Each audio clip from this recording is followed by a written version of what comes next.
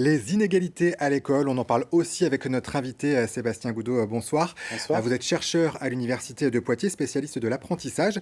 Vous avez coordonné une enquête sur l'enseignement à distance qui a été mis en place en urgence au printemps 2020 lors de la pandémie. Et vous dites, vous, que l'école à la maison, elle a aggravé les inégalités. Pourquoi? Alors il y a deux raisons principales. La première, c'est que cette situation d'école à la maison à laquelle personne n'était préparé, en fait, a donné une très grande place aux outils numériques. Et face à cette utilisation des outils numériques, on sait qu'il y a une triple fracture, c'est-à-dire qu'il y a certaines familles qui vont être moins équipées. Alors presque tout le monde aujourd'hui a un ordinateur et une connexion Internet, mais quand on a un ordinateur et plusieurs personnes à la maison qui doivent télétravailler et puis suivre des cours, c'est pas la même chose que quand tout le monde est équipé. Il y a aussi une inégalité dans les usages du numérique et les compétences qui sont nécessaires pour faire l'école à la maison.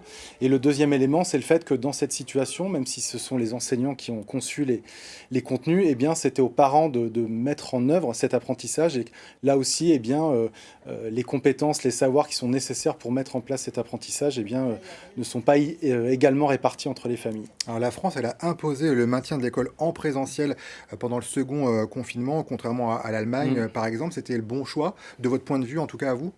Alors ça, on ne peut pas le mesurer. Nous, ce qu'on montre dans notre étude, c'est que on regarde dans tout un tas de pays du monde en fait les écarts de réussite liés à l'origine sociale avant et après le confinement, et on voit en fait que dans tous les pays ça s'est aggravé, la France y compris. Maintenant, pour dire si ce qui s'est passé en France est différent des autres pays, il faudra exactement le même indicateur, ce qu'on n'a pas. En revanche, c'est vrai qu'on peut penser que si les écoles avaient été fermées plus longtemps et que donc ce recours au numérique et ce recours aux parents pour faire l'apprentissage avait perduré plus longtemps, et bien probablement effectivement les écarts auraient augmenté.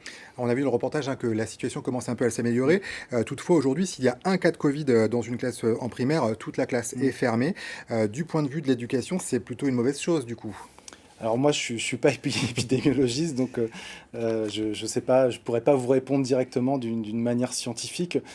L'enjeu qui se pose aujourd'hui, c'est effectivement comment on maintient les écoles ouvertes, avec quels moyens, puisque on a vu que voilà, la France avait maintenu les écoles ouvertes, mais pour les enseignants, ça s'est fait parfois avec beaucoup de difficultés, puisque pour donner un exemple d'une personne que je connais bien, quand on est en maternelle, qu'on a les élèves assis, un enfant par table avec 30 élèves dans la classe, c'est difficile.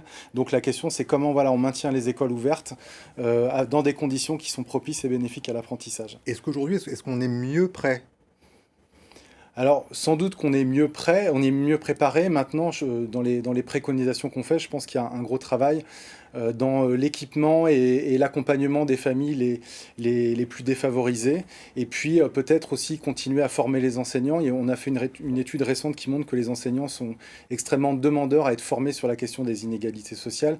Et donc, voilà, si demain la même situation se reproduit, comment, en tant qu'enseignant, je peux mettre en place une pédagogie des contenus qui, en fait, vont contribuer à plus d'équité. Et donc plus de moyens pour l'éducation C'est nationale. ça. Merci beaucoup à Merci à Sébastien vous. Goudot. Alors, vous êtes du Centre de recherche sur la cognition et l'apprentissage à l'Université de Poitiers. Merci à vous. Merci.